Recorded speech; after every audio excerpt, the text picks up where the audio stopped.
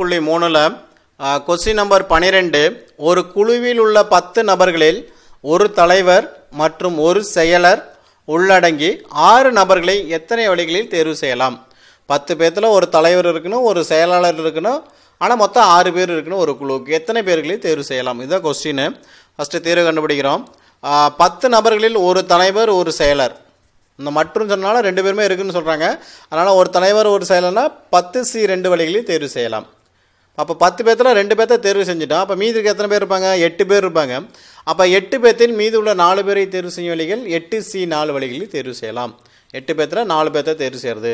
அப்போ ஆக மொத்தம் டோட்டலாக பார்த்தோன்னா 10C2 × 8C4. அப்போ 10C2னா 10 × 9 / 1 × 2, 8C4னா 8 × 7 / 1 × 2 × 3 × 4 எல்லாத்தையும் கேன்சல் பண்ணுறா நீங்கள் உனக்கு 10, 9, 7, 5ன்னு இருக்கும்.